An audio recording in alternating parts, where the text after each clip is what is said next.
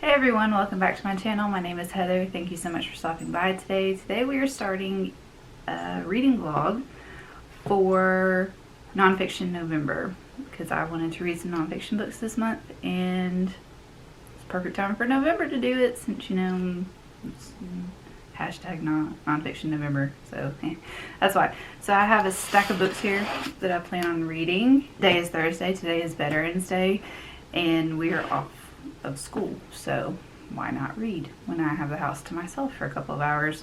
So the first part of this vlog, I'm going to read Everything is Effed by Mark Manson. I was told to read this book by one of my very good friends. Shout out to you, Swords. So she told me to pick this book up, and usually when she recommends books, she recommends really good ones, so I'm going to pick this up. And then today is actually the year anniversary for Halsey's collection of poetry. It's called I Would Leave If I Could, and I've had this for over a year, or when I bought it when it first came out. So I just figured that I would pick this up too and read it since it's a shorter read. But yeah, that's my plan for this vlog. If you get really irritated when people write in their books and annotate their books and like dog-eared pages and stuff like that, just know that's going to happen a lot in this reading vlog, because when I read nonfiction, I annotate what I read, and I dog-ear, and I write all up in my books. So if that bothers you, that's what's happening in here. I don't typically use like sticky notes or anything like that, because I usually keep all my nonfiction. It's me a lot of things, and I keep my teachable books. So there we go. Alright, these two books first. I don't know which one I'm going to start, but in the next clip, guess you'll find out.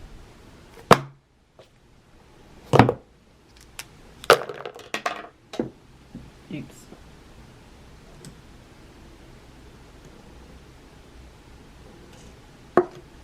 Reading time! So you would think that I would tell you how I annotate books, but I don't. I didn't do that in my last clip. So sorry for that obnoxious clip that you just saw, but I just wanted to do it anyways. So I am going to start with Halsey's poetry collection. So what I normally do when I annotate books is I use different colors, obviously. I don't know what the colors are going to stand for as of right now because I haven't thought that far ahead. But these are my favorite pens. These are the Papermate Flare pens in medium. I love these pens. I use these at work. They have a very small tip, if you can see that. Can you see that? Maybe not. They have a small tip, and they don't bleed through pages. And like I said, I use these at work when I grade as well. But I love these because they come in all different colors, and they're just bright and colorful, and they are great. I like that they're medium tip. They also have fine tip and large tip. The large tips are technically markers, but I like the medium tips better. And like I said, I don't know which colors are going to be which yet. I usually pick out about 5 to 6 colors like I have right now. And then as I read, if I see words that I don't know, or if I see something that I really, really like, I usually start just annotating in different colors. I don't really have a method. You know, you see some people that have methods and stuff like that, but as I go, I'll probably like write down which color is which. Because sometimes when you read, you know, you don't really, nothing really stands out to you besides just like passages and stuff like that. But other times you like mark it through. Usually when I read poetry, I mark a lot. So, and it's Halsey. I love Halsey, love her music, think she's a fabulous writer in general. I have heard mixed reviews about this book, but we'll see. So I just wanted to throw that in there because I didn't throw it in there earlier when I should have. Welcome to my channel. But anyways, yeah. Just wanted to throw that out there. I'm about to start reading, and then I will give you my update. But it's so pretty outside. This is my favorite time of year. Side break. This is my favorite time of year because like out my window, the trees are super pretty. There's like a really dark maroon one, then there's a yellow one, then there's an orange one, then there's some trees that haven't turned all the way yet, and they're like green, yellowy, orange. It's so pretty. It makes me so happy. And with the time going back an hour, I've been waking up and it's been like, you know, bright outside, not dark when you're supposed to be sleeping. So that's making me feel a lot better. My moods lately have been so much better, and I don't know if it's because of the weather or what, but I've just been in a much better mood lately. So claps to that. All right, so I finished Halsey's poetry collection. I would leave me if I could. Now, I love Halsey as a songwriter. She's one of my favorite musicians and singers out there. I like her a lot. You can tell in her poetry that she is a songwriter, which I enjoyed, because you can tell that each of these poems are her, or like she actually wrote them. Like, you can actually tell, especially if you listen to her music. If you were going into this and you had never heard her music or heard her sing or like read her lyrics or anything like that, I don't know if you would like this particular poetry collection, because she has a specific style, and that's one reason why I like her music, is because it's not concise. A lot of times it's kind of all over the place, and but that's why I enjoy her music. But her music is also very powerful, and there are some very, very powerful and relatable poems in this collection. But with saying that, I'm gonna do a little bit of math for you, and if you know me personally, you know I'm not very good at math. But anyways, I really tried with this. So in this collection there are 132 poems, I believe. Did I count it? Yes, 132 poems. Out of 132 poems, let me say this, I rated each poem individually, because that's how I normally would do a poetry collection. I would read the whole poetry collection, and as I go through, I'm going to rate it as its own individual entity, or like individual page. So I annotate each individual poem, and then when I go to the next poem, it's completely like, I separate it from that other poem, right? Now, some people would be like, well, you're supposed to read it all together as a poetry collection, but that's not how I specifically analyze and annotate poetry when I read it.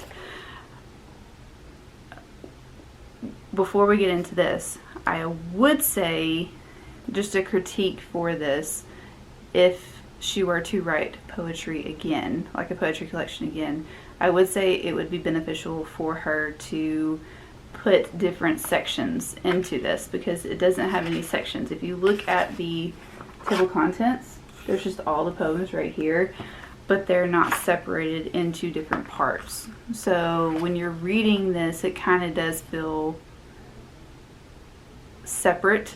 Like, not all the poems go together, which I think was intentional. But if you are somebody, like I said, who doesn't know Halsey, or doesn't know of Halsey, hasn't listened to her music, hasn't heard her in interviews and all that kind of stuff, I don't know if you would like this, because it does feel very disjointed at times. But then again, she has explained that that is part of this, because that's how her mind works. And a lot of poems do talk about that. So knowing that, 132 poems in here, and out of all 132 poems, I gave one poem 1 star. Didn't like it at all. I gave 13 of these poems 2 stars. 2 stars aren't terrible, but 2 stars aren't something that I would be like, oh yeah, that was awesome, you know. 2 stars, kind of like, it was alright. Then I gave 33 stars. Those are good poems. Are they over the top? Are they fantastic? No, but they aren't bad either. They're just mediocre. I gave 4 17 stars in here, which are, when I read them, I went, that was really good. Like, yeah, I can see and I understand that. Yes. And then I gave 19 5 stars. So those were like awesome. Yes, gave me goosebumps while I read it. Made me have feelings, a lot of those different things. So out of all of those, 0% were 1 stars for this entire collection. 10% of the book were 2 stars. 23% of this collection was 3 stars. 13% was 4 stars, and 14% was 5 stars. So all in all, if you add all that up, this collection gets a total of 60 points, which is oh my god, if you don't know, 3 out of 5 is 60. So she still passes with a D, but she didn't pass with an A. So, or with a B or C. But let me make sure I got that right, because 3 out of 5. Yeah, that's a 60. That's 60%, which isn't bad. Like, this isn't a bad collection at all. This is actually a pretty decent collection for her first time putting out a poetry collection. If you go read the reviews, a lot of people are like, yes, 100% love Halsey. Yes, I completely understand why they would love this, but if you are someone who analyzes poetry, who reads poetry to analyze it, kind of like I do feel some things for poetry, but usually when I read poetry, I'm analyzing it. But again, there are some poems in here, like, I put some stars by some, like Battles. Battles is about just like personal battles with yourself that you have. What? Page 15. Yes. So it's very short. This is right here. It's very short, but it is super relatable because it's talking about fighting your own battles and having to basically shut up about your battles and picking your battles wisely. And I think that that's what everyone has to do, and I thought that was super relatable, and that was my favorite poem. One thing that I will say, most of her shorter poems I liked better than her long poems, but there are 2 poems in here that are basically short stories. They're called Tornado and Lighthouse, and Tornado is basically you're feeling like a tornado when you give yourself, your whole self, to someone else and they don't appreciate it. And what I said is basically dying for someone that you love and making yourself hurt so much because you give your full self to them and they don't give anything back. And that's what this poem is about. And then the Lighthouse one is about feeling trapped in a specific relationship, but feeling too scared to leave that relationship because the other person is very threatening, and not just towards themselves but towards you as well. So about being in an abusive relationship, and basically the lighthouse is being a beacon for someone else but losing your light as well as you go through the relationship. So we all know that that's not a good relationship to be in, and being in an abusive relationship, mentally, physically, or emotionally, is not okay. And then the next one is Parasite, which I really, really liked. I like this metaphor a lot. And it's talking about people just telling you lies and that becoming a parasite in your brain and just basically taking over everything that you've known about yourself, known about themselves, or known about them, thinking that you know about them, but you really don't. You really don't know anyone really, like their true selves, and that's what that poem is about. But I mean, I enjoyed this. I thought that it was a good collection, and if you like Halsey, I think you would really enjoy this. So I would recommend it to you, even though I did give it 3 stars. But as you can see, yeah, I'm more analytical when it comes to poetry than I am just like boop, boop, than I am about other things. So, but when I read nonfiction, I am a lot more, I go into it with a not harder mindset, but I go into it knowing that I'm going to critique it a lot more than I do fiction, because, you know, this is nonfiction, so I'm going to go into it with a different mindset than I would say like a romance novel or like a thriller or anything, because you know when you're going into those, you know what you're going to get, kinda. But with nonfiction, you really don't know what the person's going to say. So now we're moving on to this one. This is a book about hope, so hopefully it's good. And like I said, my friend Swords recommended this to me, so I will be going into it, like I just said, like 500 times analytically, and I will be looking at it a little bit more on that side of the things than I would normally. But this has 2 parts to it. There are 9 chapters. There are 2 parts that have notes in them, so she see how this goes. But I'm going to take a little break from reading, because I literally just sat down and read this entire book in like an hour and a half, something like that. So I'm going to take a little bit of break from reading, and then I'm going to finish up arranging my office and decluttering. That's what that box is, decluttering my office. Just started doing this. It's very rainy. So this is my view while I finish cleaning my office. Can you see the rain? It's right there.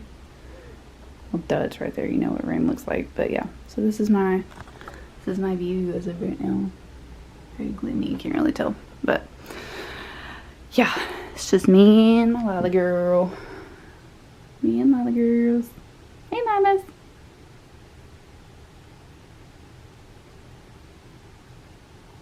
Boop.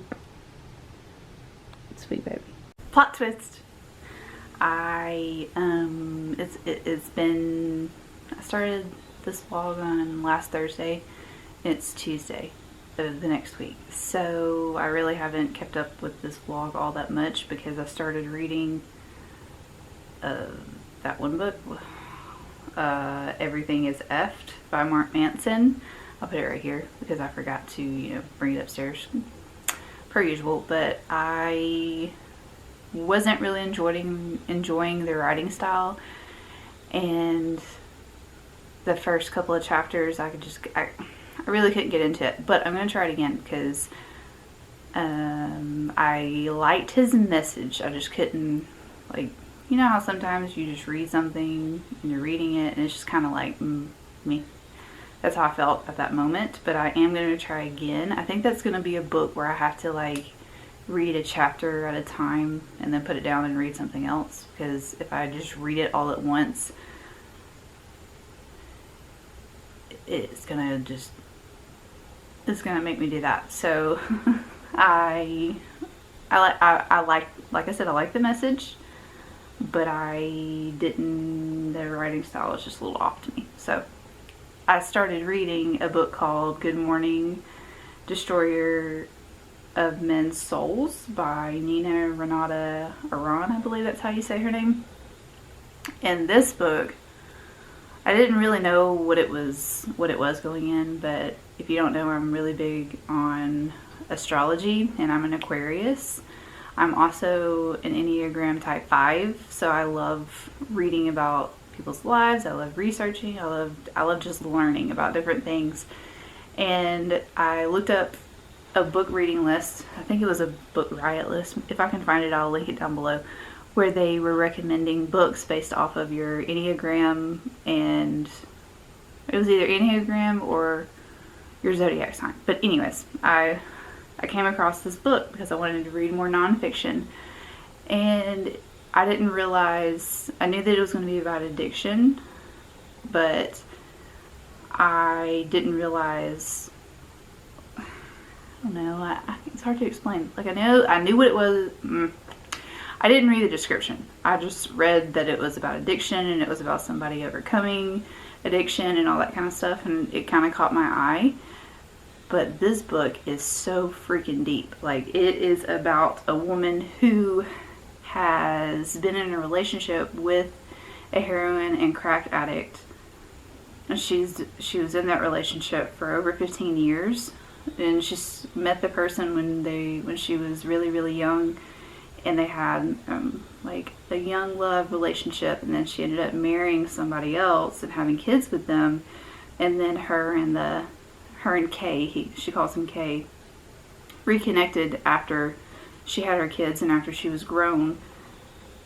And at that time, he was battling cancer and he got hooked on opioids.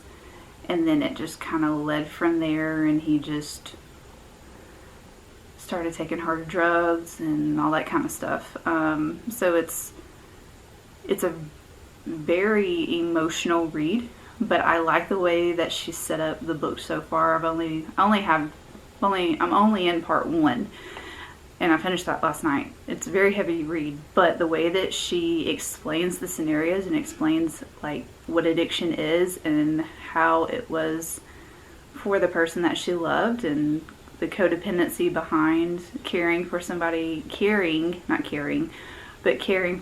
who is an addict, it is just interesting to me.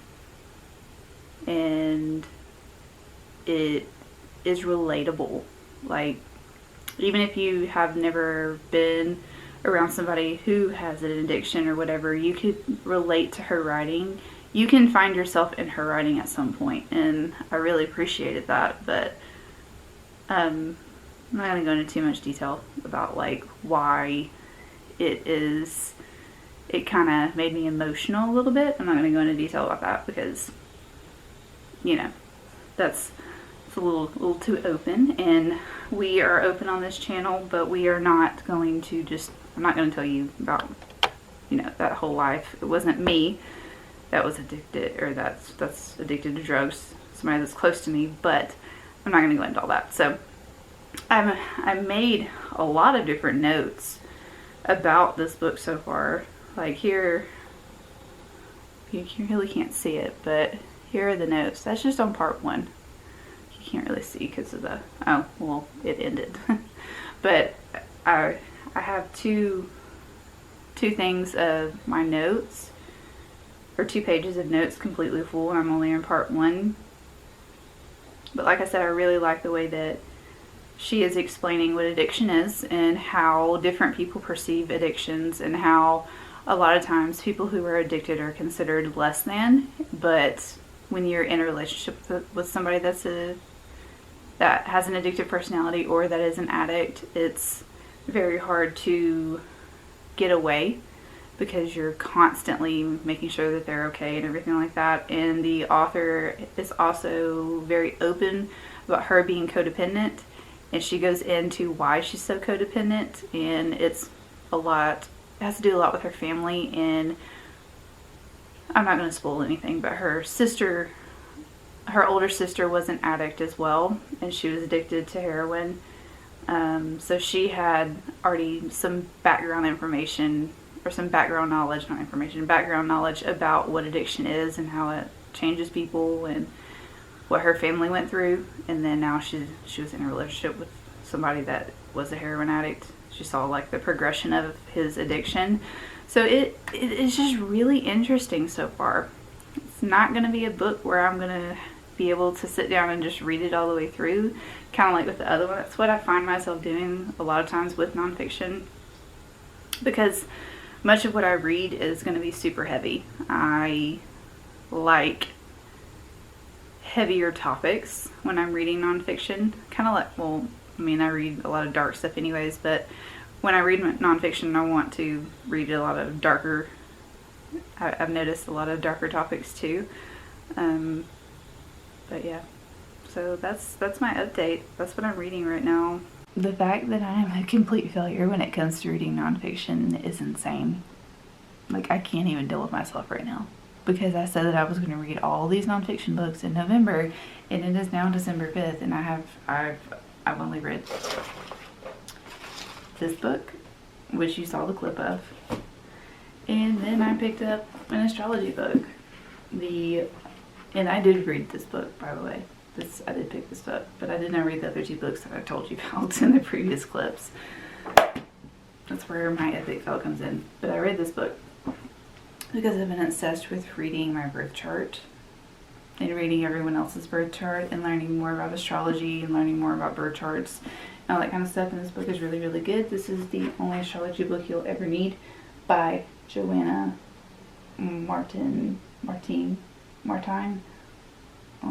Woolfolk, and it is very informative. It's go to the table of contents because this book is massive. And I did read all of it and I really enjoyed it. So this book is broken up into 7 parts. You have your actual sun sign, then you have the less known or less well-known influences like your moon sign, your ascendant sign, that's power, and the planets that rule your other chart. I'm going to be doing an actual birth chart reading, so I'll break it down more in that video.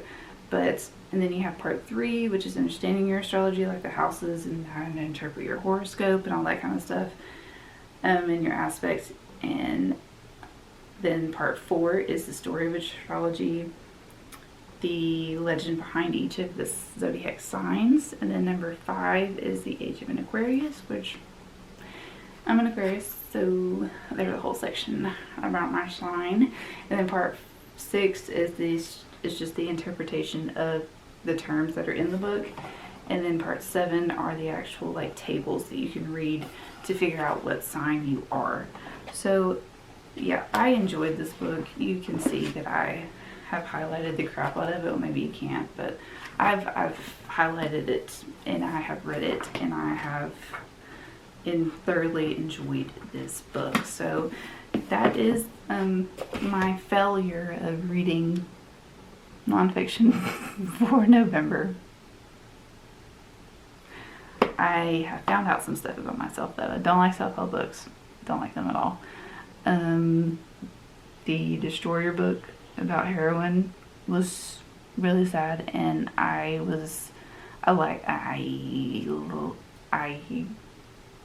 know if I can finish that book because it's really deep and it's a lot, you know. I think I like more poetry books and more researchable books than I do like memoirs. And I wish I could have gotten to these books because this is called Stiff, and it's about the curious lives of human cadavers. I mean, that sounds interesting to me. It probably sounds gross to you, but... And then this one is about a serial killer, and it's called The Devil in the White City by Eric Larson. It's about, what's his name? That Holmes dude. I can't remember his name off the top of my head. And then I wanted to pick this one up too. I've had this book on my radar for a while. It's called The Nature of the Romance Novel, where you just read about where the romance novel came from and how it became what it is today and all that kind of stuff. And that just sounds really interesting to me. So I think those are the type of nonfiction books that I like. Poetry and stuff that teaches me stuff. Like self-help books. Yeah. More when I read self-help books, I'm laughing the entire time because I think they're ridiculous. That's just me though. That's probably what's wrong with me. Yeah. So anyways, that is this video. I hope you enjoyed it. It was kind of, I wouldn't say pointless, but it was just kind of like one of those videos like, that was a complete fail on my part. And yeah, so let me know what you read for the month of November, if you read or if you picked up any nonfiction books that you really enjoyed. And just let me know down below. Okay, bye.